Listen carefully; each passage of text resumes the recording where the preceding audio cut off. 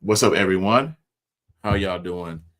I'm Keedren. And I'm Katura. And we're so glad that you tuned in tonight to Talking with the Bostons. And y'all, we getting ready to talk. I don't know if y'all saw that game, but if you're a part of our Talking with the Bostons Facebook community, you already know. I just came out the gate. I was like, okay, let's just find out who did. And I'm burning with this question. Keedren, what team were you going for? I ain't gonna front. I wanted to see the boys win.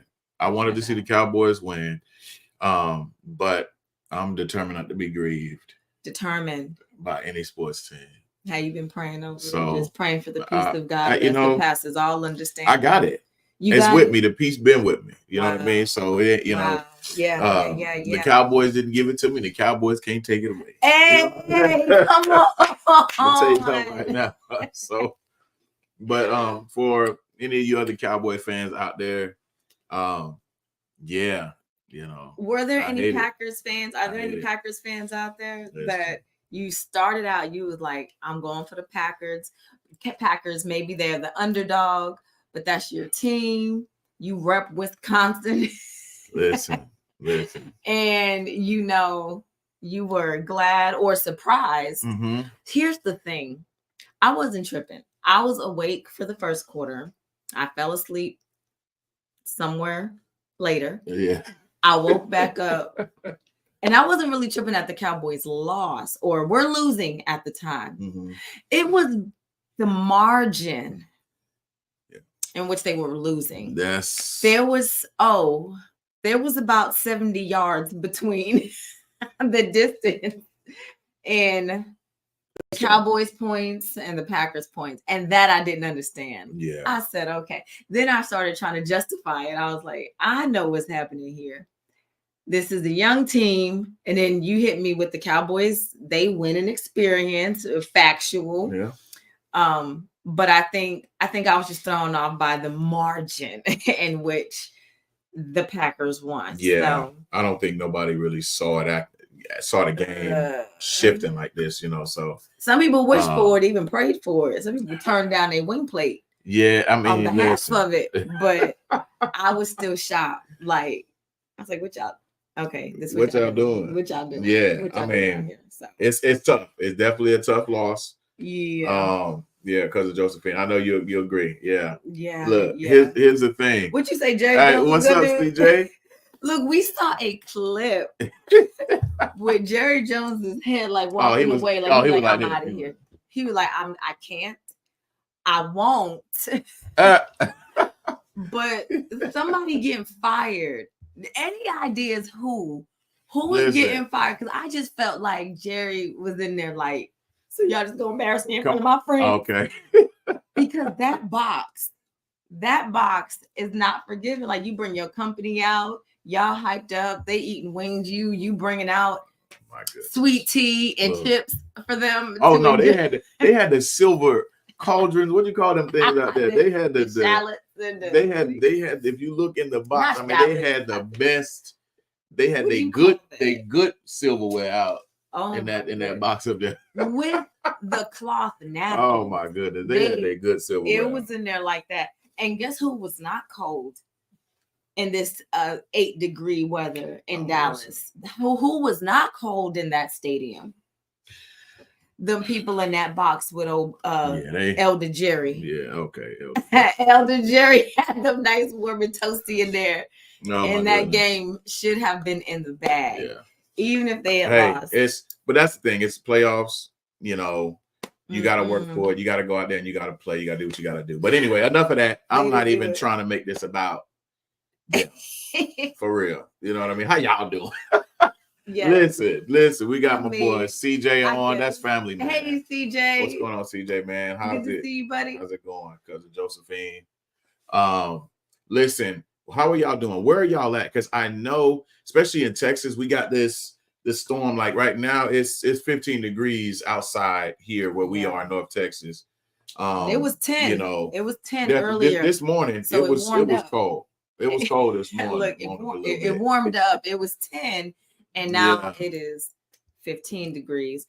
But aren't we expecting like a freeze this evening and some flurries? Yeah, for sure. So Monday, tomorrow, depends on when you're watching, but it is, what's today? The 14th. Today's January 14th where we are. You are literally in our home with us right now. So even if you watch this back on replay, right now as it stands, we are awaiting this storm in Dallas, this snowstorm. And typically, so most people ask us, like, is snow normal here? It's kind of becoming the new normal. It wasn't always this way in Texas. Texas was North not Texas always because we're a little closer to. Yeah, it's close to Oklahoma you because know, it's snowing there. It'll get snow up here, but not from San Antonio where we. Yeah, we're not. That's not necessarily our normal. Yeah. So we've had a couple of cold winters here, but like not just cold because we can do cold, but when it's like snowy and the city shuts down because. Yeah, you get that ice on the road. Right. I mean, they don't have the salt trucks. Like he grew up in Colorado. I grew up in New York. And we just, the city that never sleeps still didn't sleep. We were just awake, cold. And now, not me. I was the baby. I was in the house with my mom. Yeah. But in general, right, the train systems, the buses, taxis, cars driving, people commuting on foot, stores, businesses closing really wasn't a thing because there was an infrastructure for it. Yeah. So they knew what to do. So it's a little different. I think it's a little different here. These storms have caught even Dallas by surprise, according to some natives. Yeah, for sure. I mean, especially when the storm was a whole nother thing. The winter storm of 2020. Yeah, that was wild. The stories we'll tell our grandkids. Yeah. So hopefully y'all are feeling good. It's the 14th day right now. If you're watching this live, of course we know it's the 14th day of January in 2024. 2 weeks. We're 2 weeks into the new year. Yes. Some folks are 14 days into their 21-day fast for the year. That's true. Yeah. But hopefully everything is going good. You know, you're taking things one day at a time. Yeah. I know for us, that's definitely the focus. If you tuned into our last episode, there were some things we talked about as far as how we're looking at this year. And, you shared, for yourself. And I totally agree, that 2024 belongs to the Lord. You know what I mean? Yeah. From your perspective, I totally agree with that too. Like not trying to make plans to try to figure things out or, other than seeking God for guidance throughout this year. Yeah. There's also some things that we need to continue, some things that we need to continue to do. Yes. Right. To keep pressing forward in that we started in 2023 or maybe 2022. Maybe you're 2 years strong. Right. You know what I mean? And you got to keep those things going. Right. Continue to build on what you've been building and establishing. Just continue those things. So that's some of the things that we kind of jumped off last week. And so hopefully everything is going good for you all and your family. Let's I want to pull up a few people. Hey, what's up, Adolf? No, I appreciate you, man. We definitely will, brother. Yeah. I had a hoodie on this morning and and a jacket.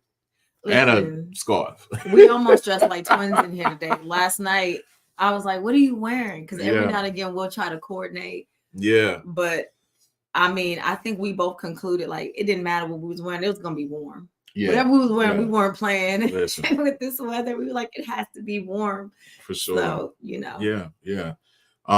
But yeah, so wherever you are, if you're in Texas, I know East Texas is supposed to be hitting real tough. My mom said it's cold in San Antonio. Yeah. Adolf, how cold is it down there, man? I had where our mamas are. Yeah.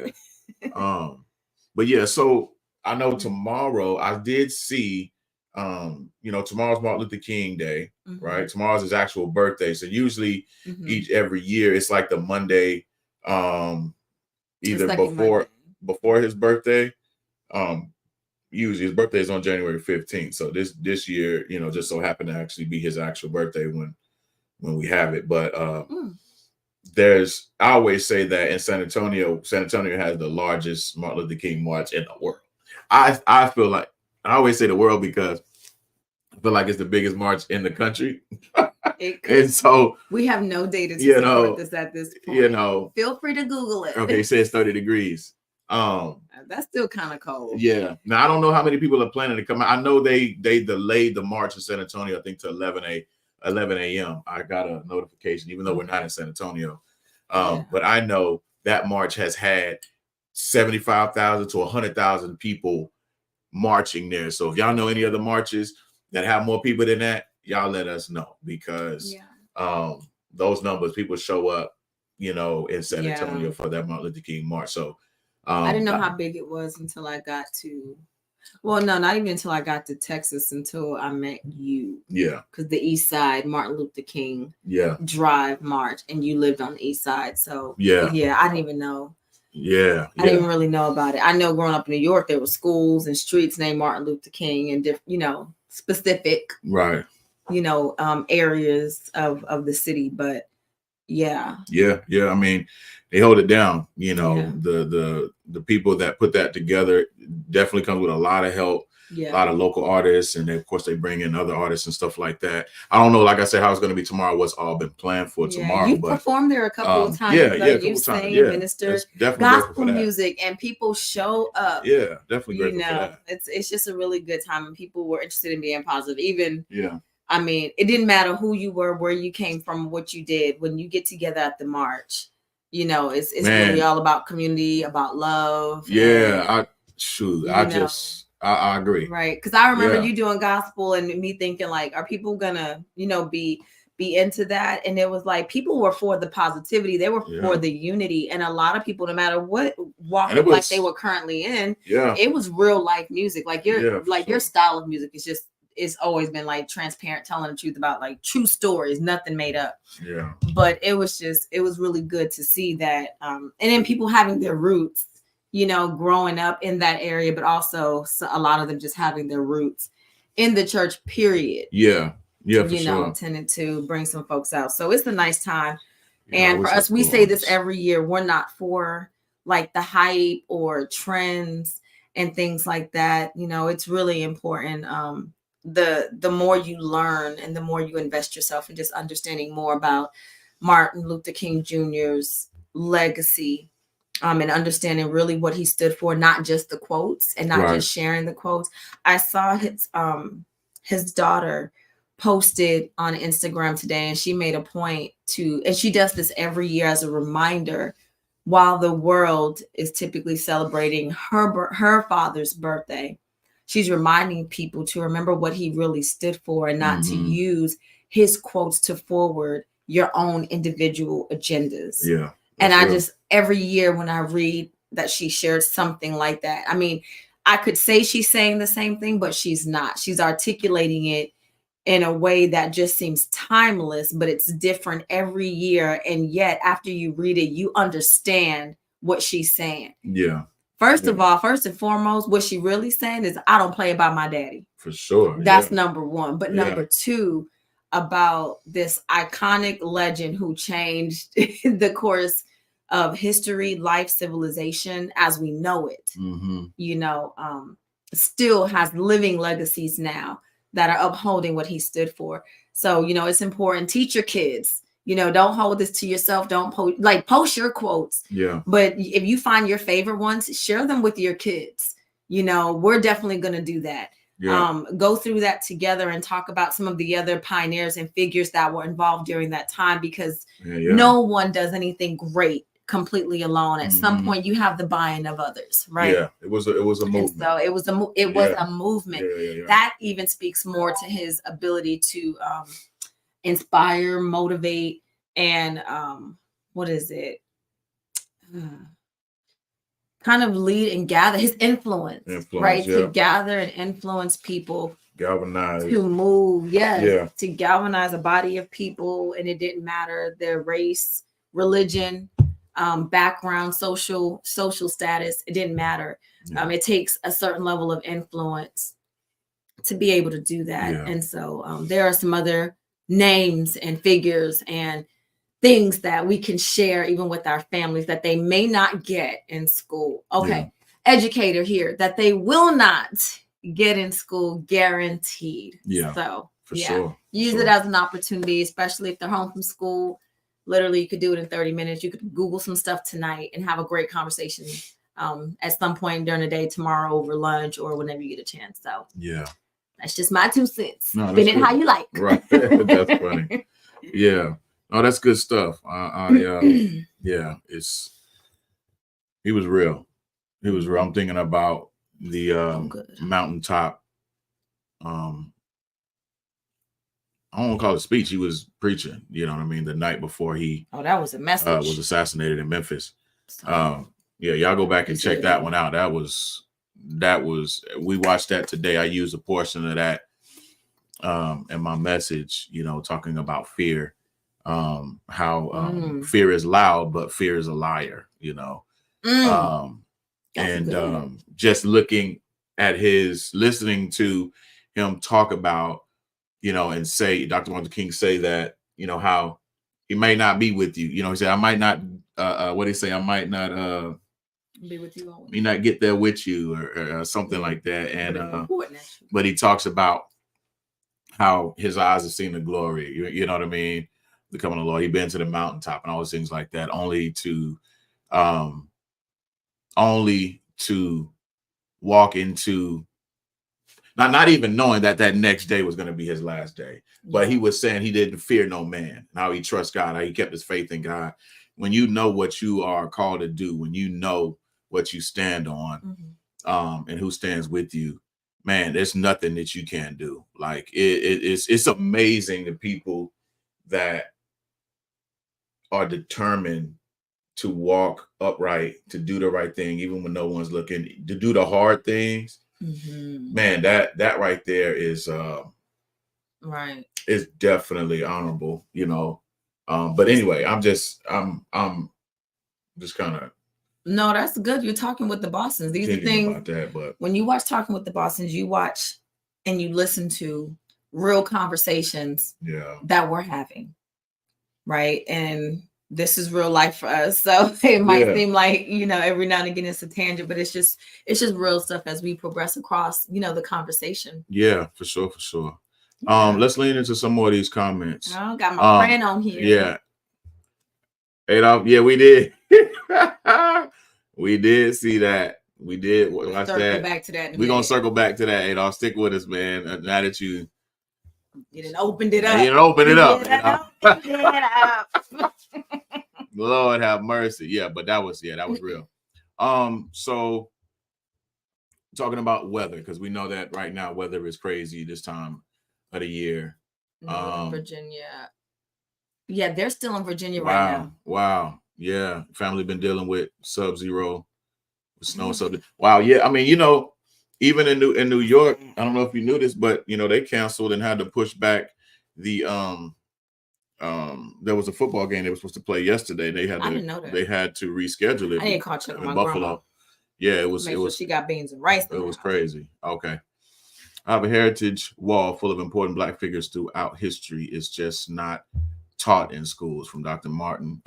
King to Madam C.J. Walker to Malcolm X. That's right. All have played an important role. No, you're absolutely right, because it definitely didn't start with Dr. King, and it didn't end with him. And it definitely didn't end with him. You know what I mean? Right. There were so many people. You know, when you think of Medgar Evers and even what happened with the young man. We can talk about Rosa Parks. What's other people? What her? Oh yeah, the bus boycott. Well, what's the young man's name? That supposedly Emmett Till. I was wondering if you were talking about him. Yeah, and how his mother, you know, what happened to Emmett Till, and how his mother made it. I mean, she did not play. She was like, no, they're gonna see what they did to my baby. Like, they need just in case somebody doesn't know, and you want to read this for yourself. But do you want to give them a summary real quick of Emmett Till's story? Yeah, I mean, I don't mind. So if you haven't heard of Emmett Till, he was a young man that I forget where he was from, but young teenager. His mother had sent him to to go see some family, go spend some time with family. And while he was away with family, I think this was in the 50s. This may have been in the 50s, I want to say. Excuse me for the dates, guys. I want to say it was 19. Let me read. But that time, thinking about racism and segregation and how African Americans were treated in those days with the lynchings and all those kind of things like that. So Emmett Till, okay, yes, he was from Chicago. Okay, yeah. So leaving from Chicago to go down south with his family, to spend some time with his family while he was there away from his mother. He went to a store and he allegedly whistled or did something to a young white lady. Allegedly whistled or did something to where she ended up going to like basically report that he harassed her. Right, that's the biggest thing. And so they ended up gathering and going to his uncle's house and took this young man from out of his uncle's house, and they end up beating him, doing all kinds of atrocious things to this young man, and of course ultimately killing him. Slaughtering. It was pretty much a slaughtering, which was horrible. The report says that literally he was killed by bullet wound. It was tragic. Lynching and mutilation. It was tragic. And he was 14 years. He was said to be between 13 and 14 years old at the time. And yes, there is a more recent movie out about him. We have a friend who's also an actor in that movie. Yeah, it's called Till. Yeah, it's called Till. Yeah. So this happened, and I thought it was important to share because this was a young man. And when his funeral was occurring, his mother requested that it be open casket and that he be ungroomed. She wanted the world to see what they had done to her child. This was a little boy. And it's amazing how we still hear about these stories now, because they're not just stories, they're actual accounts that have happened in the 2000s. And so sometimes you see these photos in black and white and it feels like it was so far away. But there was color print back then. There's a reason why things are put in black and white to make you believe that, it happened so long ago that it was just before technology and before all of these advancements and things like that. That was not the case. Many of us have parents or grandparents that were living during this time. So we're not that far removed from the time that this happened. And clearly we're still in a society where these things are still happening. So they're important conversations to have. Why some people are not comfortable having the conversations and talking about them, because if you're not emotionally intelligent, if you're not mentally stabilized enough to have the conversation, it can incite more anger, more rage, or pain, or whatever negative responses it invokes in you. And that could be an unhealthy place to be psychologically. But what we also know is about history is that if we don't know our history, then we are doomed to repeat it. If we don't repeat it, we are doomed to not understand or recognize when history is being repeated, because it doesn't look repeated if we don't know that it's happened before. So it's important for us in our generation to make sure that the generations that we are raising not only understand, but are aware, and they have context for when these big conversations are happening politically now, so that they know, like, hey, we can't let anybody get us with the okie doke. Our kids, yes, it is desensitizing your thinking when you don't know. Because these things seem like surprises. My husband recently had a conversation with our youngest son, who's 15, who'll be 16, and he didn't know about some of the more recent instances of young Black males being shot and killed. He didn't know about Trayvon Martin. And we're thinking, that was just a couple years before his time. But it just didn't dawn on us that that's not making the history books. He's not going to hear about it. And so even though it happened just a few years before he was born, or when he was too young to remember, something like that, he would never know these stories. So when we're telling him, son, there's a reason why, we have certain rules, or we ask you to carry yourself a certain way. There is a reason, because these things didn't used to happen. They're currently still happening, and we can't tell when. So we have to move a little differently and know some things. It doesn't mean walk in fear, but you need to walk in awareness.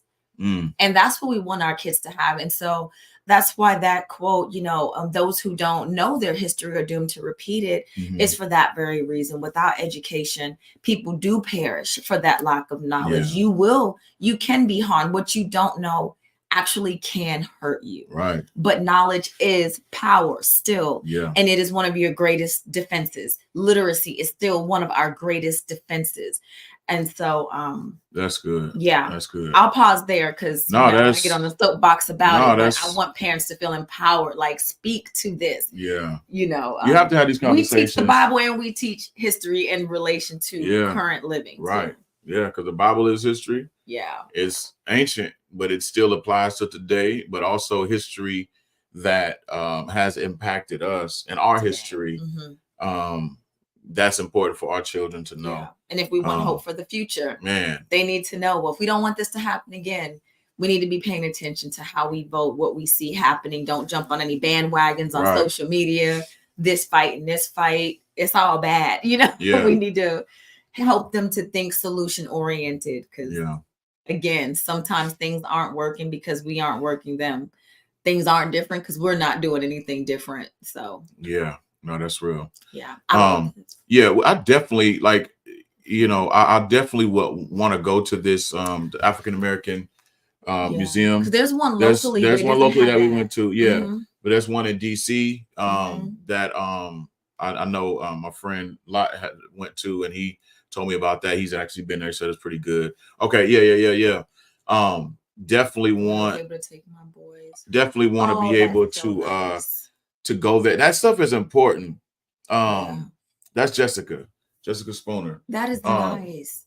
We do virtual tours even, because I would love to go. Yeah. But I'm even wondering, like, if for us, it could be a creative project for us to even look online and see if they do virtual tours. Because y'all, a lot of museums and aquariums and all different kinds of places that you can't go to, they do virtual tours now. And I didn't know about these opportunities until 2020, when kids were sent home from school. Yeah. And we started learning about different links, and then we would share them with parents at our church.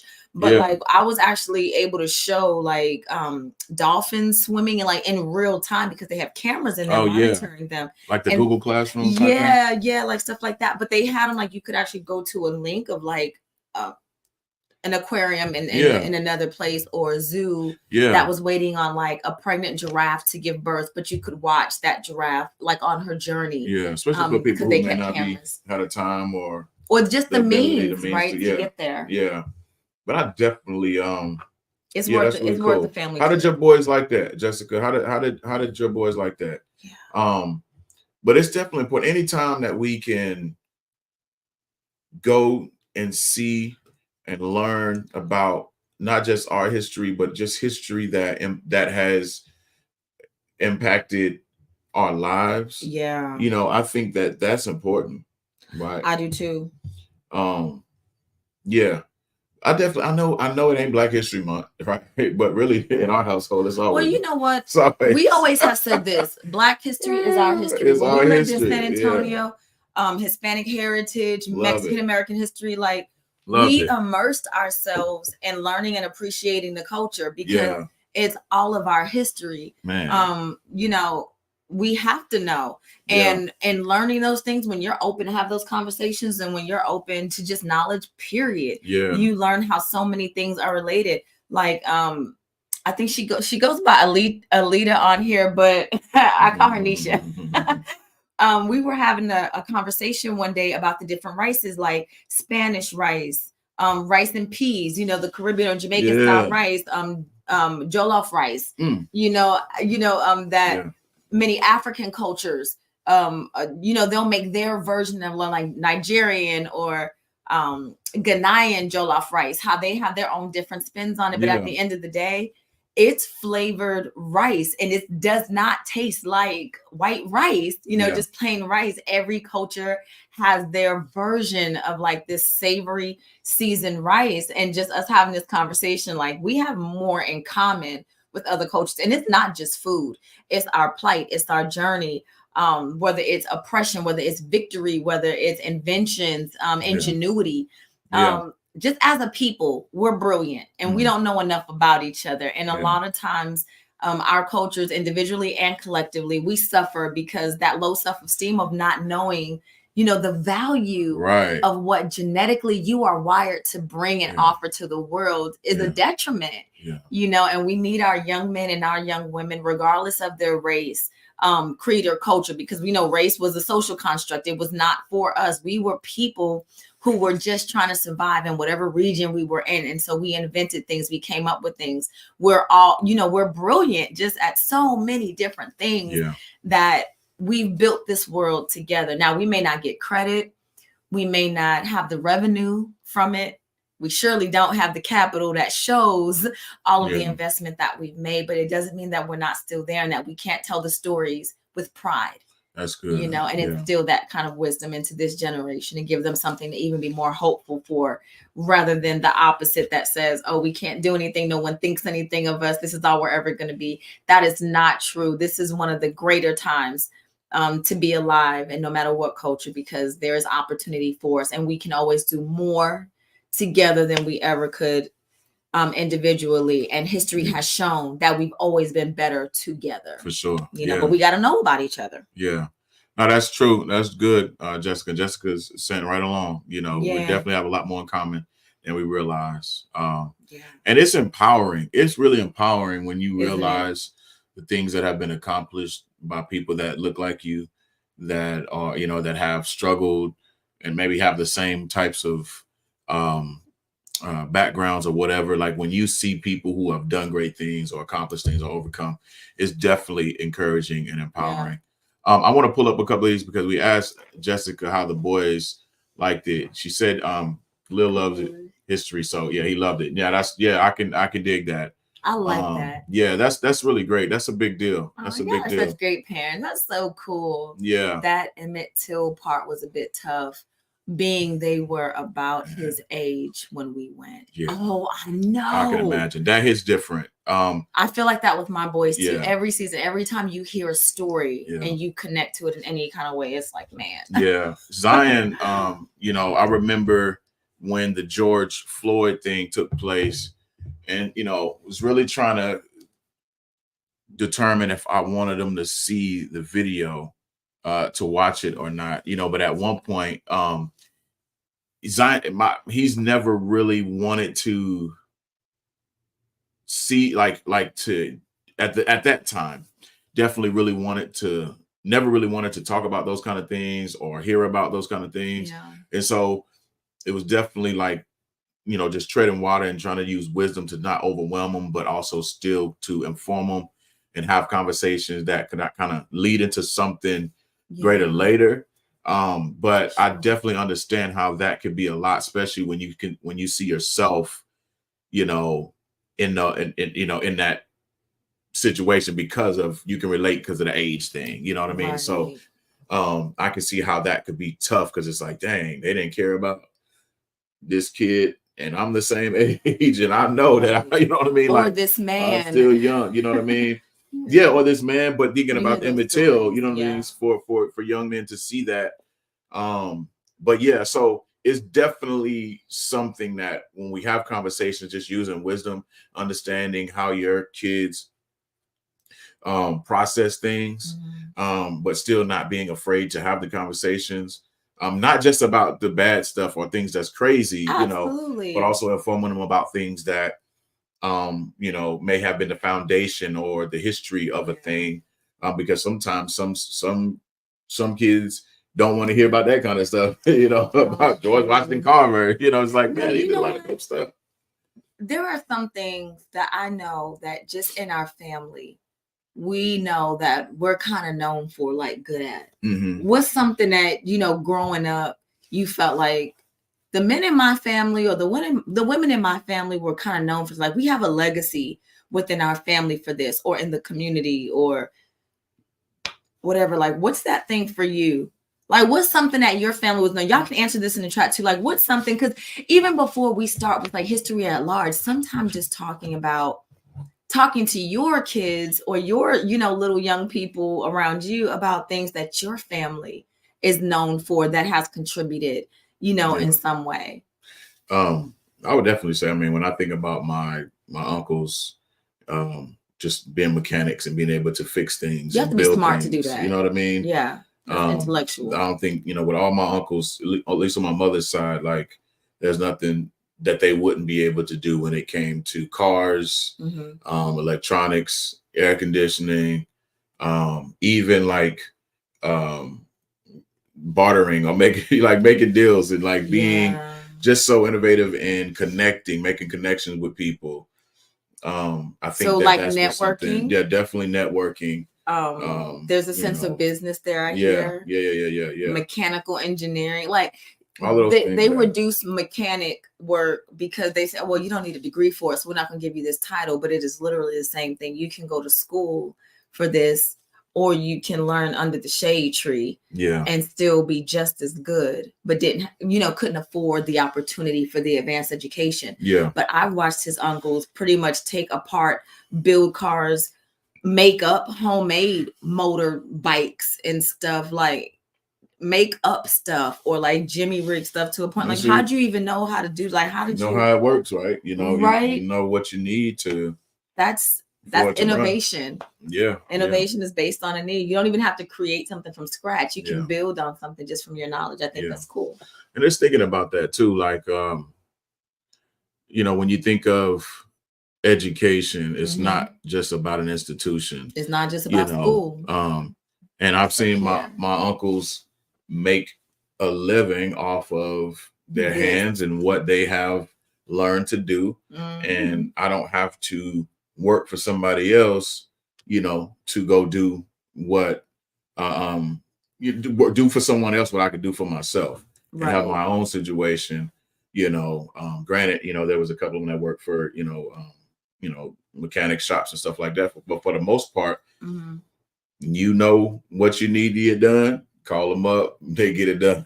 Right. You know what I mean? And so they were tinting windows, changing transmissions out, taking engines out. I remember when you did it, you were in your 20s. And I was like, you need, I'm coming out bringing you something to drink. And I'm thinking, I don't have there's no way I should be confident that he can take the engine out of our car. Wasn't it the engine or a radiator or something you took out the car? I know I've done radiator before. We were in our 20s living in an apartment complex, and he's right outside. Some of the stuff, and he jacking up stuff. He don't watch videos. He done call some people and he's just out there. And I'm like, back then, bring him something to drink, making sandwiches. No, YouTube wasn't probably a thing. Hey, how you do this? Or watching certain things, watch them do things, and you did it.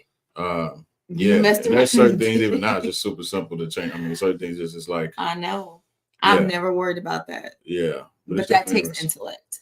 Yeah. And what do you think? Things, go ahead. I'm sorry. No, I was gonna say, like, those are the things like our boys need to know. Like Boston men, he's always taught them to be good with their hands, like moving, helping, anytime we move, how to lift things. Just basic like stuff that's just not common that you need to tell as a man. If you know how to do something, it doesn't matter what you know how to do. If you're a man and you can cook, teach your boys how to cook. Yeah. But I mean, just everything that I feel like you've taught our boys, definitely, and anything they've wanted to learn, like with their instruments, reading music, any instrument they wanted to learn how to play, they first saw it in this house. Yeah, they didn't know they wanted to play a horn, but you brought a saxophone in here. They didn't know they wanted to play a guitar, a bass guitar, but you brought a bass guitar in here. Yeah. They didn't know they would want to play a keyboard, but you brought a keyboard. Yeah. And so everything that they saw you messing with, they were like, oh, maybe I can do this too. And if I'm not sure, I can always talk to my dad and he'll help me, or he'll teach me, or he'll let me use his things. And it wasn't like, no, get off this, you're going to break it. He was always like, well, yeah, if I leave you alone, you could break it, but I'm your dad. I'm going to sit here with you and you're not going to break it. You're going to learn. And as you get better, I'll pull back. And I think that's cool. For sure. No, that's real, Jessica. Yeah. Teach them how to fish and they'll never go hungry. For real. Like that's not old one of those school. Things. Yeah, that's real. And some things that come easy to us, that we might not think sometimes it's now second nature. If we don't think or be mindful, just say, man, let me see. This might be a tool that my kids can use. Right. They're not gonna know to ask, and sometimes we're so used to just doing things. We'll it's second nature, so we don't even think to pass it on. But what are some of those things that we can pass on? A couple of weeks ago, and I've done it before, but I did it again. I think it was my first time with Zoe. But I've taken Symphony outside a couple times, and I've taken the wheels off of my car. Of course, with the jack, showing her how to get the jack out of the back of the car. Because some of the newer models of the cars, have those little crank jacks, you know what I mean? And so taking the girls out there, showing them where it is, show them how to take it out, show them how to put it together, showing them how to look under the car. If you have to do this yourself, or you have to instruct someone to do it for you, you can tell them how to do it. Going under the car, making sure you find the frame to where you're not putting it under plastic or a piece of metal. So when you jack the car up, you're not bending the frame or bending, a door because you just put the jack on the outside and now you chipping paint and all this kind of other stuff. Actually showing them, hey, girls, put the little mat down, look under here. This is where you put it, right here. You jack that up, make sure, before you even do that, make sure you have emergency brake on. You got some bricks or something you can put behind the wheels, the back tire, so it don't roll off on you, doing that. I had to remind Zion again, to take him out there to do the same thing. But I've done this in the past. Sometimes. You've done it with Aaron? Yeah, a couple of times. So because sometimes they may forget. Time has passed. Hey, let's just go. Come on, let's go take 5 minutes, 10 minutes to go ahead and show you how this works. Yeah. The simple things. This is where the oil, where you pour the oil at. Like, there might be things that they may not ever have to do. You know what I mean? But if they're with someone that don't know how to do it, at least they can say, hey, this is how you do that, or this is not how you do that. Right. Okay. You put to be able to add to it. Right. Because do what you need to do. Also aware, my husband says this. Oh, hey, Bobby. Our buddy from Georgia. Yeah. We what's up, Bobby? Thanks for joining us, brother. Love you, man. We are also aware that not every young man has had the opportunity to be taught. They're not lazy. They're not bums. They're not good for nothing. It doesn't mean that they won't have the ability to appropriately and properly date or court our daughters because they don't know this, but they may not have had that. Right. And so just the more information we can give to them and we're teaching them so one, they can know, but also if they need to support, they know how to do that as well. Keedren has had to teach me like, hey, I'm going to do this. I'm going to jump the battery. So when I do this, you need to do this, and teaching me because I didn't have my father to raise me and teach me to do those things. And so that's where his knowledge of that was poured into him. It was passed on to me and it's passed on to our girls. Like, I don't consider myself necessarily old fashioned, but I do believe in teaching my kids what I know and love to do, which is I do love to cook. And I do believe in like teaching my girls how to specifically clean things. Thank you. Yeah. I do. And it's not, I want my daughters to know how to cook.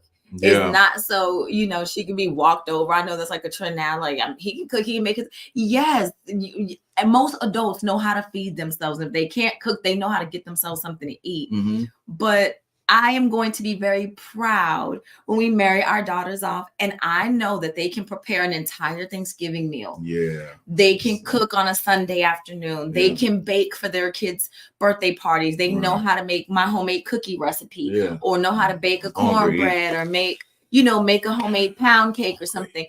I think those are just sweet things. For me, it shows my family love. And so I think not just preparing those meals for them, it's also teaching them, because I feel like that's a part of my legacy. When I was growing up, my family, on both sides of my family, well, at least my mom's side, they're Bayesian and Jamaican. And so they moved to New York. They were immigrant families.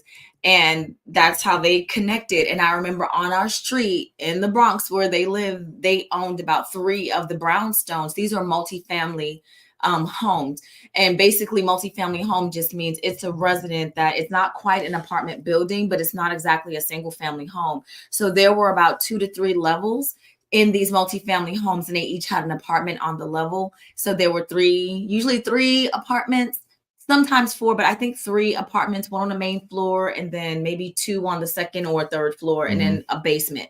So the men in my family, when they would save up and get these brownstones, and they had a few in different parts of the city in New York, but they would finish the basements and they would do all the carpentry work. They would put in kitchenettes and they would put in restrooms. They would tile the floors, and they would, what do you do when you finish the walls of a basement? They would put up the drywall, sheetrock, and stuff like that, and put like insulation and things in them. And it was below ground too. So they had it temperature controlled, but they would live in those rent free, and they would be the landlords over the apartments. And that's how they would make, the more income and purchase another one.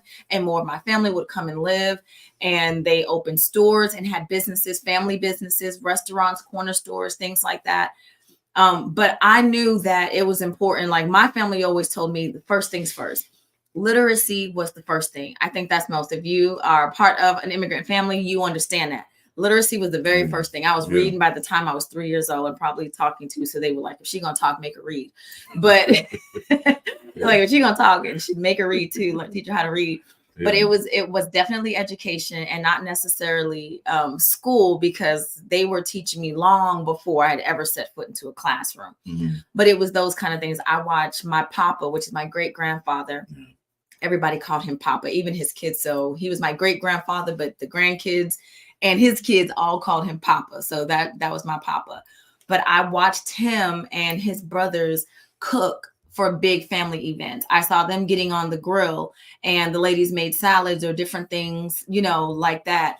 I saw that happening around my family. So I always felt like food was an important part of like your family culture, and it meant love and it meant laughter and good time. At least for me, it did. I can't speak to my whole family individual stories, but for me, that's what it felt like. And then growing up, and my mom was a stay-at-home mom for many years before she and my father divorced. And so I hung out in the kitchen with her, and her letting me taste things. Whenever my dad would make macaroni and cheese, you know, when they were still married, I would want to be in there with him, like, well, you get the job of grating the cheese. So I was the old school cheese grater. You know, those kind of things made me feel significant and important as far as like the preparation. So when I got a family of my own, it was important to me. I was like, I love to cook. And that is one of the things that I enjoy. And that's me always extending my love to my family. When they hear reggae music playing, they know I'm cooking. Okay. If you hear gospel, I'm cleaning. But if you hear gospel, I'm cleaning. If you hear reggae music, I'm definitely cooking. I cook without reggae music, but if you hear reggae, I'm not doing anything else except I'm not just dancing and singing to it. I'm definitely in the kitchen cooking, and you know it's about to be fire. But yes, at a young age, my girls have always been in the kitchen with me. Yeah, and I love that. That's just something that I wanted to impart. So I love seeing that. The men who marry my daughters, they don't get a woman who can cook, and if they can cook too, then they'll cook together. Yeah, that's all. Yeah. And I think that's the love. It's the love behind it too. Like, you know, just seeing them in the kitchen, loving what they do, not feeling like I have to do it because, you know, it's a chore. Yeah, somebody made me come in, which I have made them before. I'm like, y'all gonna watch me make this gravy from scratch. Yeah, the training of it and all. Yeah. But I think that that's key too, though. You know what I mean? Because sometimes they don't know. Sometimes, they don't know what they want. Sometimes our kids don't. They don't know. Here's the thing. They may know what they want, but they don't know what they need. There it is. Right. And it's our responsibility, I think, to make sure they get what they need. You know, come on. We next gen parents. Yeah. We have a 24-year-old, a 21-year-old, a 15 who will be 16. Matter of fact, our 24-year-old will be 25 in March. 25 in March. Yeah. Our 15-year-old will be 16 in March. We have a 21-year-old. Yeah. And our 13-year-old, Zoe just turned 13. Yep. So January 9th. January 10th. Yeah. Yep. Oh my goodness. Yeah, she just turned 13, our little sweet pea. No babies. So now we're coaching them. We're trying to get them ready for real life. And future spouses, future friends. When you do business with them, I'm not going to say future employer because we're raising them to, you know, do their thing. Yeah. But future business partners and investors and clients, you are welcome. You are going to get very emotionally stable and healthy young people that love you for real, that have high integrity, and that are going to be good at what they do. You will not get tricked. They will only do the things that they are called and assigned to do by God. So that's real. That's real. Yeah, I can dig that. I can dig that. Yeah, this is good. This is good. I think what I want to do, even next month, you know, since next month is Black History Month, we may have. I'm already thinking of a couple of people, at least one person that will be, I think, interesting to bring on. That as a guest? Yeah. Ooh. That has some history that, you know, even just hearing her story. Ooh, is it a surprise? Yeah. Yeah.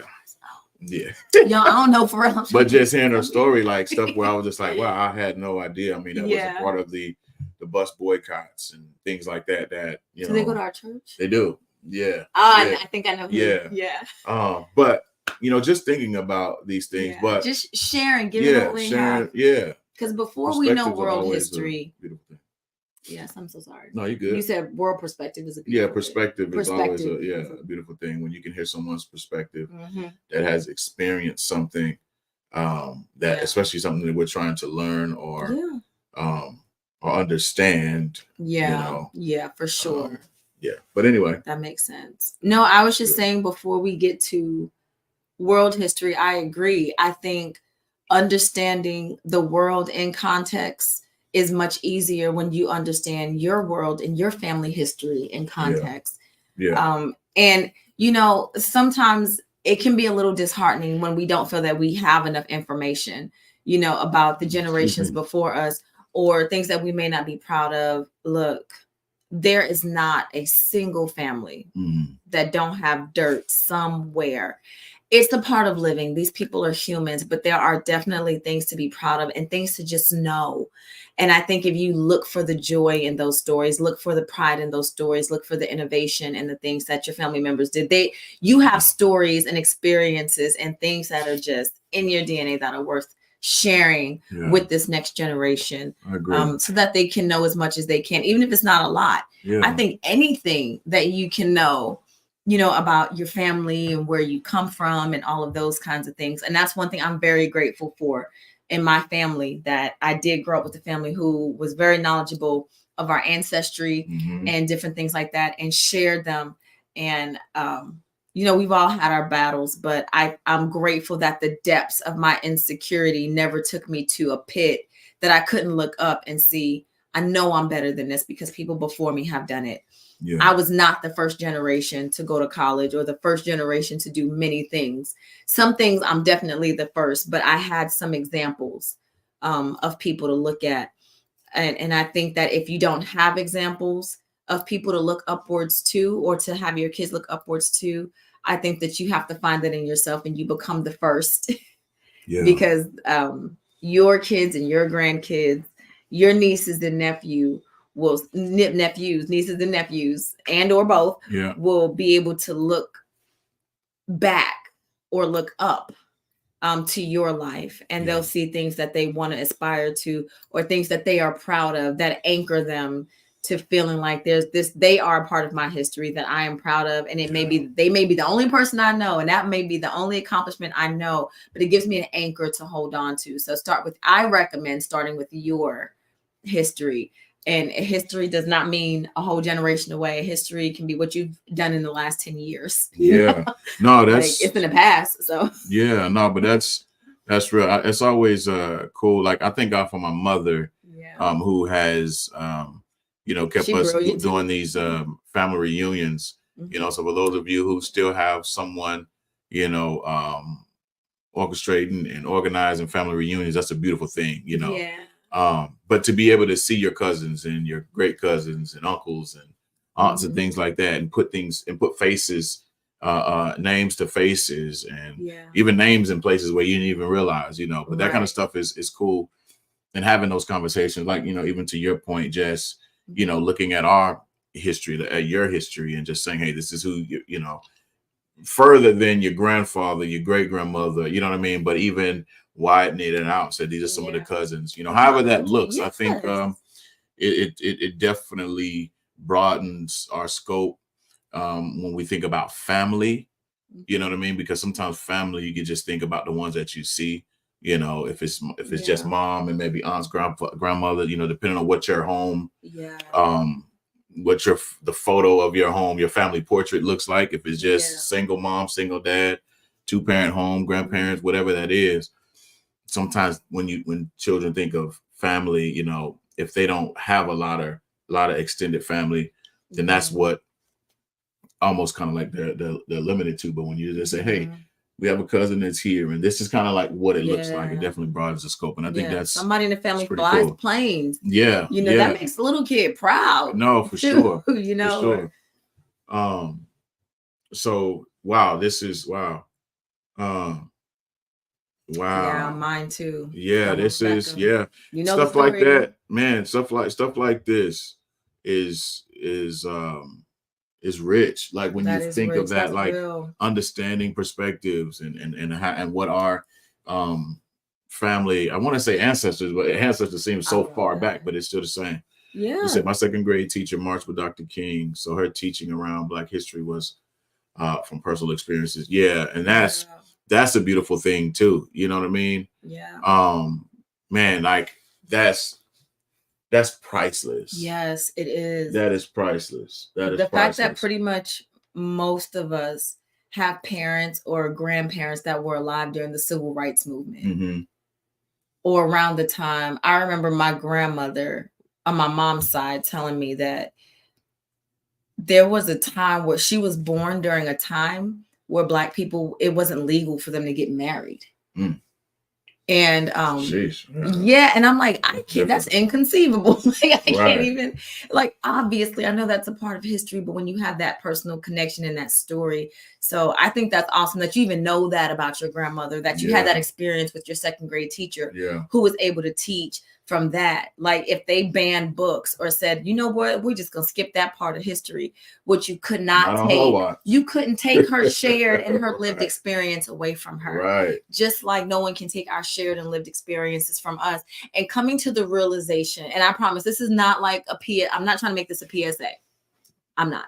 But the reality is there are things that we are living through as adults, as aunties, uncles, you know, as older cousins and parents in this generation that are just not going to make it into the history books. Oh, yeah. There will be a generation of kids that will miss everything that we've experienced over the last 10, 20, 30 years, all because it will never make it to print. And if it does, it will be inaccurate or it'll be short. It'll literally be a paragraph somewhere. And and that probably depends on which region of the US or the world that they live in, where they would even encounter that. Like, imagine that. Yeah. Imagine your shared and lived experiences, you know, and most of you know we're children's ministry leaders as well, children and youth ministry leaders. And we've done this for over 2 decades. One thing that has not changed and we're so grateful for is the word of God. That's true. But the context within the world that we live in has absolutely changed. Yeah. And has it shifted the way we approach our young people and the way we deliver the truth? It absolutely has. But you have to know the past to understand the future. You just have to. Yeah. And we have made a vow. This is not just to our churches. This is to ourselves as leaders, as parents, as people, then to the parents of the young people that we've served over the last 23 years, 22 years. We will always break down the word of God, never water it down. Yeah. And that is one thing you cannot say about most things happening in print any other place else. Yeah. Yeah. You're going to get that watered down. Yeah, you're going to get that watered down version. Get it at all. Or you will not get it at all. Yeah. You will get an empty cup or a watered down version of what was supposed to be in that. Yeah. And so we're definitely committed to speaking the truth, the absolute truth, not our truth, not our personal, not when it comes to the word of God. Now, our stories and our families, those are different. Those are anecdotal. We understand. But we're grateful that there are some things that just will never change and cannot be stolen from this generation. But how can they know if they don't hear? And how can they hear without a preacher? And he can't go unless he's been sent, or she can't go unless she's been sent. Right. So we still need people out here telling the truth and making sure generations and cultures of all skin tones get to know that all of our history is all of our history. Right. Yes. It's not exclusive. All of our history is all of our history. Yeah. We have made, shaped, and impacted one another. And it's a beautiful thing. Yeah. It's a beautiful thing if we can embrace the beauty of knowledge, right? Yeah. No, that's good. Yeah, definitely well said. Thank you. I love it. That's cousin Josephine. Yeah. Thank you, cousin. Yeah, look, this is good. You know, just thinking about. We dress like some Panthers right now. What do you mean? Man, I know. Look, y'all. I noticed this like 4 minutes ago. I'm like, why are we? We're not Black Panthers. Nothing against it. We're not affiliated in any way. We just both happen to wear black, and we was dressed in layers today. If you just got on, we started by talking about how cold it was down here in North Tejas. Yeah. Goodness. I mean, temperamental Tammy. That's Texas. funny. That's funny. Temperamental Tammy Boss. Thank you, Deacon Tyler, man. We love you. Thank man. you, Deacon Tyler. We appreciate you. Yeah. Please tell Miss Barbara we say hello, man. We love y'all. Yes. Y'all are some sweet people. I know. Yeah, them Tylers. They're the best. Y'all are so. Yeah, so genuine. I know. Look, make sure y'all got keep some genuine people in your life. Okay, don't mistreat the genuine people in your life. Mistreat. Lord have mercy. Like if you've ever been mistreated and you know you've been real with somebody, and you know you've been, let me say, you know you've been a blessing. You know you haven't tried to undercut them or do anything crazy, and you've been mistreated. I know that hurts. Yeah. That hurts, you know. And so when you have genuine people in your life that love you and that care about you, that are intentional to check on you and things like that, man, nourish those relationships. Yes. For real. Make that a thing in 2024. Yeah. Nourish your healthy relationships. Yeah. Because I know everybody talk about who they cutting off and who they're unfollowing on social media. I don't get into all that. You do what you have to do to protect your peace and your assignment. Okay. Yeah. That's all we'll both say on that, right? Yeah. But the relationships that you can pour into and pour back, appreciate those. Don't take them for granted. Right. And I've said this before on the live, and I know we both agreed on it.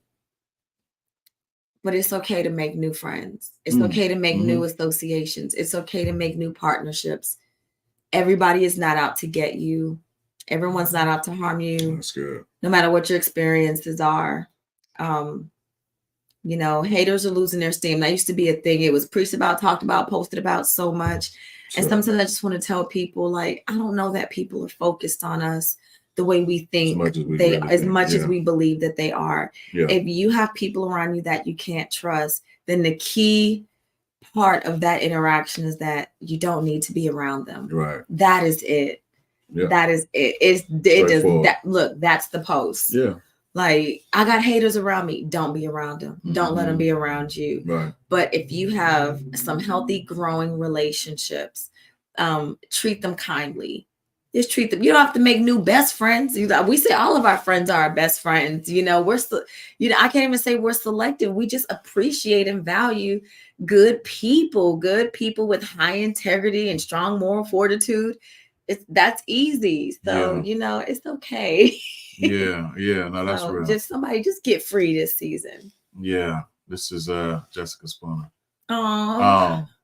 Thank you, Jessica. We love you so much. And I want to say this, and you'll probably agree with me as well too. Jessica, we're so proud of you. Yes. We really are. You've always been genuine and real. Yeah. And your family, of course, you know how you have raised your children. We're so grateful for your heart and just your consistency, even in our lives. Just even as a woman, you're dope. You're dope. For sure. You know, so keep trusting God, keep doing what God has called you to do. And we're just praying that God continue to bless and keep your family, give you favor, bless and keep your children. All the favor. Even as your sons are becoming, we're really men now. You know, they're out the house and grown men doing what they do. Remember when they were just little? Those were her little things. Man, but you know, always well dressed. I just want to hug them. Yeah. So I just want to hug them. Yeah, but blessings to you and your family. And please tell them we think about y'all and that we mentioned them tonight. Yeah. But for sure, if we're ever in the same place at the same time, we definitely want to connect and just meet up just to exchange hugs and maybe get a sandwich somewhere for sure. Yeah. Go get some sandwiches. For sure. This Miss Diane. Thank you, Miss Diane. Listen, amen. But we do appreciate you. Yes. And you say this best, you know, we don't do what we get to do without a lot of help. No. Right. You know, and that's the key. Like, Miss Diane loves the Lord. Yeah, for sure. But it feels very personal. She helps me in children's ministry as if she's my friend, and she's like, I'm not gonna let you be stuck out. Yeah. Like if I need to come in early and do something, like we were joking this morning because it was cold in one of the nurseries. She's like, I could have came up here at 5:30 and cut on all the heaters in here. And we're joking about it, but like there's a part of me that knows that like if the building was open and she could get access, she would totally do that and then just run back to the house until it was time to come back. Like that's her heart. She would do that. Yeah. And she looks out for things that are needed and just sweet. Like there was something she wanted for the babies. I'm like, I'll get this. I can get this version, not this version, but I can get this. And I'm sending her pictures of it. Like just during the Christmas break, I'm like, what do you think about this? I ordered this. And she's like, that's beautiful. I can't wait. And so just the joy that I had putting together this baby thing. And finding my screwdriver. He was there with me that day. I'm like, I gotta find my screwdriver because I need to open up all these toys for Miss Diana, make sure I put batteries in here for her and the babies. And so letting her see them, she was like, there's batteries and all this. I said, everything got batteries. And she was just so grateful. She was just so grateful. And I literally spent an hour, but I put together like 4 or 5 different things and put batteries in everything. And I was like, she's going to be so happy. I know, Miss Diane, that you appreciate that kind of stuff too. And that you're always thinking about our kids and our families and what you can do to help and how you can serve. And it just means the world to me. Like I never have to beg or like, can you please, it's always like, hey, you said you needed this. Here I am, and that is priceless. And I know you do it for the Lord. You don't owe me a thing. But I'm saying I notice and I appreciate you too for the love that you have for God and for this assignment that we're on together in kids ministry. Yeah, like you're a giant. Listen, we are truly serving the greatest in the kingdom. Yes, these youth, like seriously, and so thank you. Even from the babies, we won't play about them because we know where they're gonna be. Jessica Spooner, one out. She's an example. Like of at least of people on here, right? That we've seen their kids or multiples of their kids be little and then watch them grow up and start going to like middle school and high school and graduating and having lives and jobs and driving and flying and just everything. Yeah. So that's why what we do in nursery, even at that level, it matters. And we mean it when we say like, from the cradle to the nursery. I mean, I'm sorry, from the cradle to the graduation day. We want to walk families through, through that as much as we can. So. Yeah, for sure. We love our CW family. We love our CW family. Who's that still at? That's Jessica. That's Jessica. Oh, you're still at San Antonio. Yeah. I don't know why I thought you moved, sis, but that's so great. That is so great. Do you serve there? What are you doing? We might have to talk offline. Hold on. Message me or text me. We need. Yeah. No, thank you. Yeah. This is you have such a great heart. Thank you. No, this is good stuff. Thank you, Josephine. Yeah. Who's that? Let me read. Let's read this. And all you do, it shows that you have a God-ordained marriage. Thank you both for being the testimony. God's presence and being open to his lead. Amen. Oh, amen. Who said Thank that? you. I think that's cousin Josephine as well. Yeah. We appreciate you for saying that. Guys, you make me cry. I know. Okay, no more. Listen. Yeah. No, you can keep going. That's so sweet. This is Miss Diane. I'm looking at the because I can see y'all from my iPad, so I'm trying to make sure so we can address you all properly. Names. Yeah, so thank y'all for showing us some grace. Yes. She said Candace started before. Yeah. I don't doubt it. Sometimes them babies lead us and then look at you still here. Yeah. And I got to see her the last week when she was here. So you're doing a great job. Yeah. So Jessica, she did move and she moved right back. Okay, that's okay. That's good. Yeah. That's good. Hey now, Auntie Lanisha, love you. Yes. Hey. Yeah. Blessings sweet. To you all. Please tell Uncle you Poppy are just the sweetest too. I know. Tell Uncle Poppy Since day one. Yeah. Listen, Aunt Lanisha is our aunt by marriage. Yep. Her nephew married our sister, which is his sister, but mostly my sister. And so, that's what we mean. It's okay to embrace meeting new people and nurturing those relationships because God will send you a refreshing. And sometimes you can be hurt so bad that when new people come in your life, you're like, I'm not doing that again. But sometimes God is actually sending you people to show you that you know, it is okay. And not everybody is that way. Yeah. You know, and that people are people. I mean, we might have all been jerks in one season of our life and we don't know. Yeah. Like I don't know. I pray that I have not hurt anybody so bad that I ruined, you know, their expectation of people and friendships. Right. But if I have, please message me so I can apologize and maybe we can resolve it so you can have peace and then I can know and offer you the apology that you deserve. Because I want you to go forward. Put me on that list too. You know, I want you to move forward and know that God also sends people to you as a gift. Yeah, that's true. That is true. Yeah. Right. Because sometimes, I mean, yeah. I know, just being real, sometimes I needed a beat. I needed a moment, you know. You got to know yourself. Some folks. And that was accurate. Yeah. And that's okay too. Yes. You know, I think I've said this in the past too. Like, yeah, sometimes, you know, and I know a little bit you talked about today, like if somebody's in your life, whether they aren't supporting you or they're hating or whatever that looks like, hurtful, neglectful. You know, giving people less access to your life is a great strategy. And it's gracious. It is a gracious strategy, especially if you've had a history with them where it wasn't so bad, wasn't so crazy.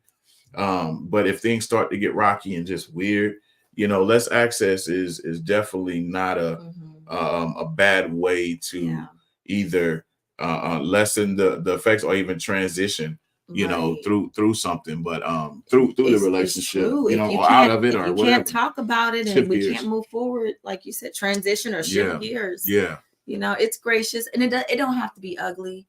No subliminal like posts. Like, you ever had somebody that you loaned them $20 and then when you ask them about your money, all of a sudden, you know, something wrong with it. Like, you don't have to, man. Like, I mean, you could do that, but man, you know, we say like our conversations are for grown-ups, and so there's a season where, you know, we kind of transition and move away from that. Yeah, there are easier and better, more tactful, more dignified and classier ways, you know, to kind of remove yourself from those kind of situations that make you uncomfortable in relationships. You don't, life is too short to do too long anything that brings you discomfort. Yeah, no, especially if it's not helping you grow. Because we know that, you know, things can stifle you and choke you out. Man, for real, you know, and the only thing that really will help you grow the type of pressure is when you're, it's like even weightlifting, that weight, that resistance, shall I say. But that's a positive thing, you know, for you to grow and get stronger. But anything that is, what's that word? It's anything that is, I wanted to say rust. Whoa, I was thinking hinder, but rust. But hinder, Yeah, you know, because there's some relationships that you definitely need to work on and build. Some of them rusty. Did y'all had a rusty relationship? It was rusty, dusty, ashy, musty.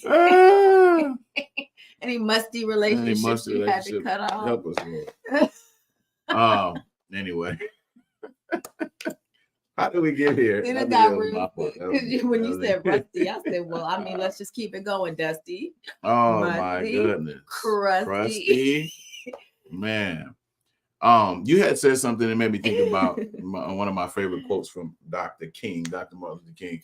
You had said something about you had said it I remember you had said it you get silly. You had said it. No, oh man. What? Oh, about not like being open to have new people in your life, because you know somebody do you bad and you just cut everybody off, like no new friends. I don't want to hear nobody trying to label me. I'm done with everybody in the world. But one of my favorite quotes from Dr. Martin Luther King, it says, without love, there is no reason to know anyone. For love will, in the end, connect us to our neighbors, our children, and our hearts. Man, love will connect us to our neighbors, our children, and it will connect us to our hearts. He sure Without love, gems. there's no reason to know anyone. Yeah, that's a big gem. He dropped gems. That's a big gem because why? Like if I think about all the relationships that I have, even some that, you know, have been a little rocky. And there's some that I'm going to actually, I know that I need to reconnect. You know, there's at least one or two. I'm going to be honest, you know. Okay. I got you. Hey, but, that's yeah. cool. But I just needed a beat. You know, I feel like I needed some time for myself because there were some other things that I needed to work through myself. But anyway, without love, there's no reason to know anyone. Because if you can't love someone, if you gotta be involved with someone and you have no love for them, oh my goodness. Or you find it so difficult to love them. Tough. That is rough. And I think in those instances, I think it's courteous and it's kind to remove yourself, not even assuming that they're the reason you struggle to show them love, right?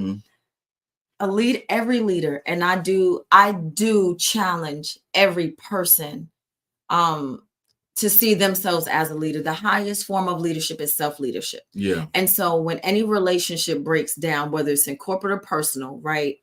I think every person, every leader who's worth their weight in salt, who has any ounce of emotional intelligence should always look at themselves. I agree. I always look at myself. We have these conversations. Look at ourselves first. Yeah. Something in us or us could be the reason why we're having difficulty being gracious, kind, or loving to someone. Yeah. Sometimes it's kind for us to remove ourselves without blaming them. Right. Yeah. Because sometimes the blame is a cop-out. It could it be their fault or their doing? Absolutely. But again, when you're setting boundaries for yourself, it's less about them and more about you. And if a boundary to you loving someone is you're either your insecurity, your hurt, your pain, some unresolved issue, some unresolved trauma, some unresolved anything in that relationship that you can't come to terms in having a relationship.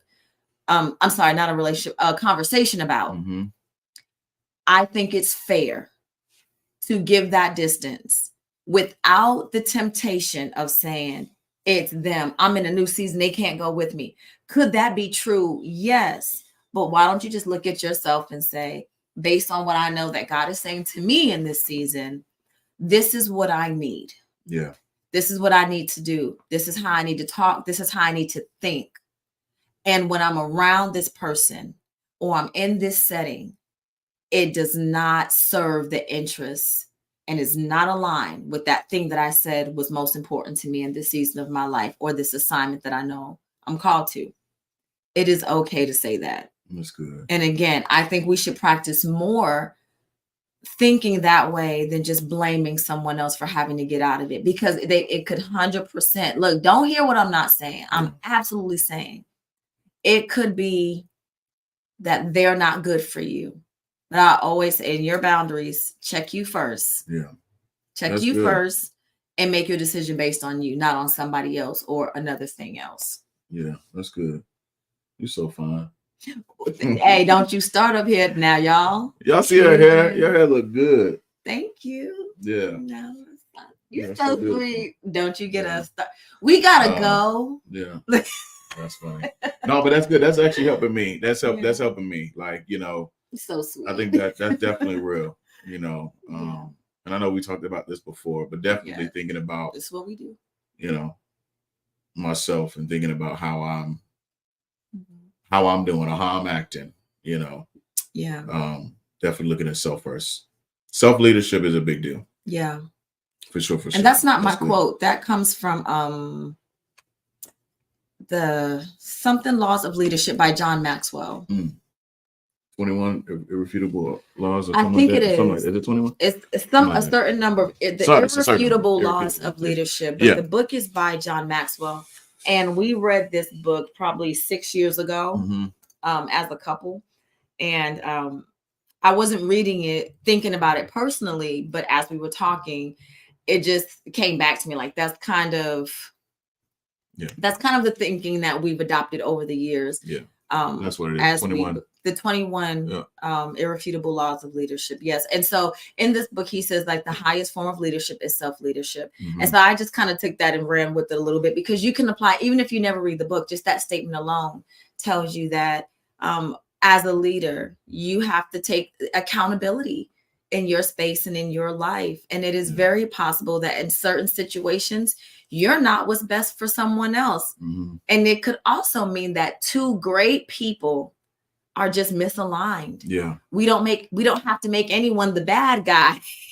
Right? It's like we can both have good running cars. We could both have plenty of gas. But if you need to go west on 380 and I need to go east on 380, we're just going different directions. Yeah. It doesn't make either of us bad people or bad drivers. Yeah. Oh, for sure. Yeah. That's all it is. Yeah. Look at Juanita. Juanita. Thank you, sis. Man. That's my god sister. Our god sister. I claim all the sisters, but they're his too. Yeah. Look, he know what to do. Dr. Juanita Mercer's a real one. She's a real one. Yes, she is. Love you, sis. But yeah, go ahead. Going left on 380. Yeah, you can have two good people just going two different directions.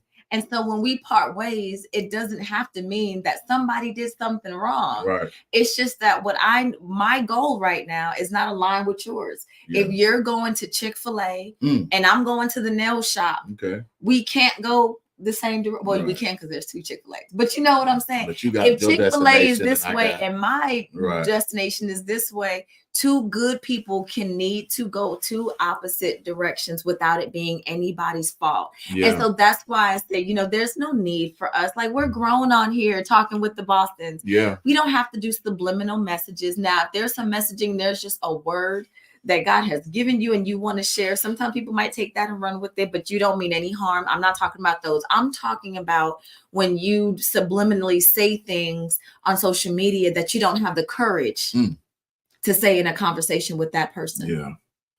Yeah. Because this is going to make a difference. Because it may not. What is it may not make a difference at all. Right. They may never see your post. May not ever see it. And may see it and may not make the connection that you made to the post and them. Yeah. The description. They may not even see that. Yeah. So that's why we say, there are seasons where we just need to look at ourselves. Leaders, look at yourself first and evaluate that. And two things can be true at the same time. We can both be good and go in two different directions. One of us can be wrong and it can be you. One of us can be wrong and it could be me. But either way, a leader reflects on it and looks at themselves first. I'm not saying you're the only one, but I'm just saying you do that first. Yeah, no, that's good. We actually had a episode talking about that. I think it's called Who You Talking To? And we were talking about communication skills and conflict resolution and things like that. Yeah. So if y'all haven't, please go to YouTube, check out some more of our videos and things like that we have shared. We get ready to switch gears here soon to where some will be pre-recorded. We'll release those out and we'll let you guys know what that looks like and give you dates and times for those to be released. We'll pre-record, but then we'll still be getting on live with y'all as well. But we definitely felt like we want to be able to give some content that is concise, to the point, and we'll share what we have on our heart and things like that for you all. And then we'll come in and have discussions because we like the live feel as well. But definitely looking forward to that. We definitely got some great things that we're looking forward to sharing with you guys. Yeah, for sure. Bringing guests on and things like that. One of the biggest things that I'm excited about your surprise. Oh yeah, it's gonna be good. One of the big things like this year too, financial stewardship. I definitely want to talk more about that and discuss those things. First quarter of the year, we're hitting that one. So stay with us. Yeah.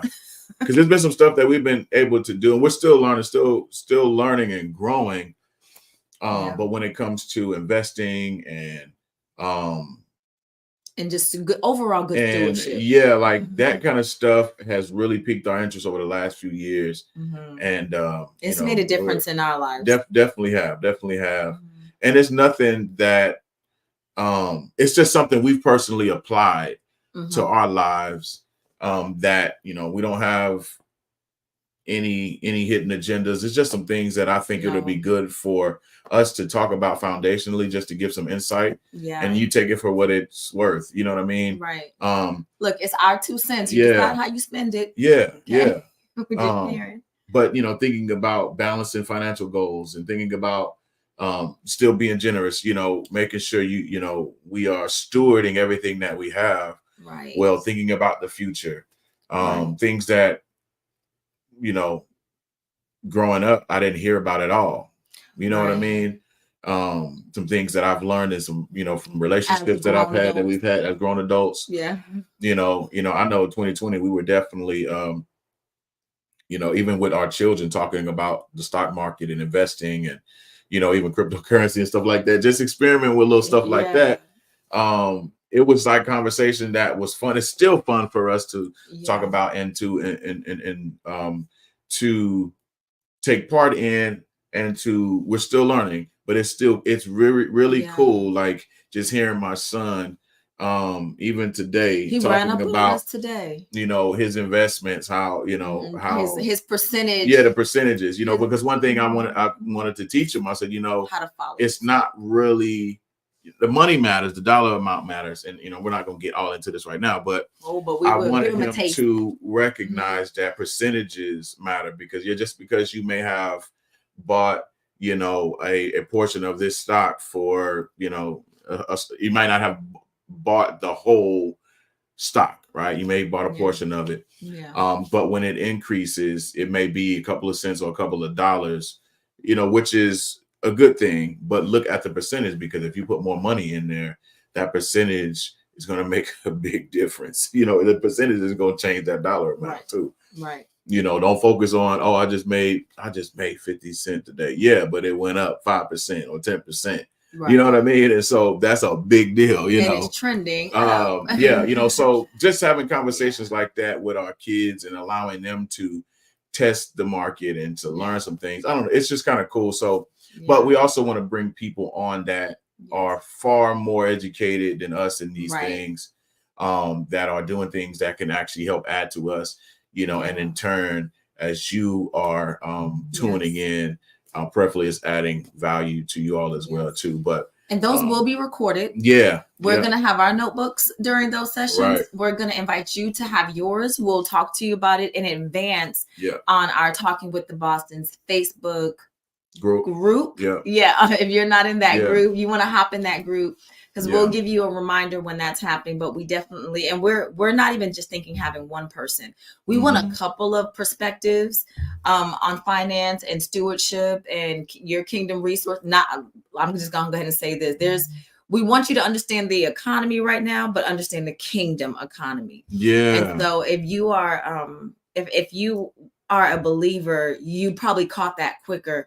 But either way, we could all do a little bit better with managing and stewarding and just learning more about the thing that we get up every morning to go run and make, you know, or whether you're leaving the house or not, the thing that we all wake up for, and the thing that, you know, is going to leave our accounts or our pockets on a regular, consistent basis every month. We could all do a little bit better with that. And so we're going to give our little experience and have people that, you know, but we don't have a product to teach you anything about it. So this is really, as we like YouTube and the Facebook group, this is free information. Yeah. So we're just going to encourage you to come bring a notebook, and we're going to have some professionals talk about some things with us, and you can ask questions and all that kind of stuff. So we hope that you will stay tuned. Yeah. Do y'all offer training? Who was that training in what? That is because we do in different things. Yeah, we do. Yeah. Yes, we do. Just we do trainings with different churches. And we've done some organizations, small churches, groups, schools. Yeah. Different we do things. All kinds. Send us a message. Yeah, send us a message and let's talk about that. Yeah. Yeah, for sure.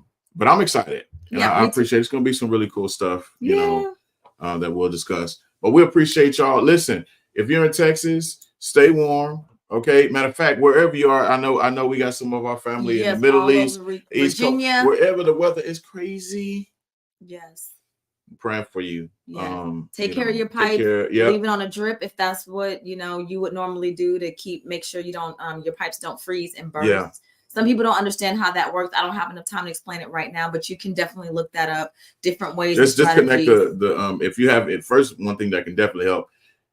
Disconnect any water hoses. Yes. Yeah, just if you haven't done that already, because those drip, and you definitely don't want that water to freeze and get clogged in there. And that's what bursts your pipes too. Yeah, that's not going to be good. If you can cover up those outside faucets, that'll be really good. Keep your phones charged in case you need to use them, or use your flashlight on them. Yeah. So all those things. Look, that could be a whole nother thing. We might have to do something. How to stay safe when it's scary. I don't know. Okay. Survive. How to stay safe when it's We're scary. gonna call it survive. Survive. That's funny. Let's get out of here. It didn't got to the hour of silliness. Hey, listen. But we love y'all. Y'all pray for us as we're praying for y'all. Please in the Facebook group, put your prayer requests in there. You can personally DM us if you need to do that. Some of y'all have. We're praying and we've not forgotten. We are praying. We got you. And so but do that. I want to encourage y'all to do that. If you haven't subscribed to our YouTube channel, please go and do that. We'd appreciate that as we continue to grow. That. And other than that, we're good. Did you have any final words or thoughts before we? No, well, I'm gonna say this. It's still the beginning of the new year. It doesn't matter what you fell off of, whatever you were planning to do. Man. It's still early, and you get an extra day this year because it's the leap year. So don't let anything throw you off your square. Whatever it is, that thing you need to do it afraid, do it late. You didn't finish it in 2023. Go ahead and continue it. Just because you didn't finish doesn't mean it was a failed. It is to be continued. So continue that thing. That's good. And we're praying for you in Jesus' name. In Jesus' name. Don't overthink it. Don't overthink it. We'll see you back here next Sunday, 7 p.m. Central. We love you guys. Love y'all. Peace.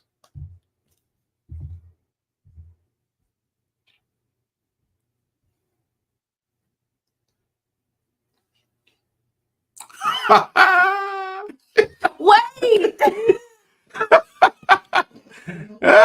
You tricked me.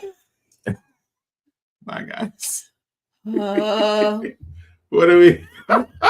This was sabotage. What? This was sabotage.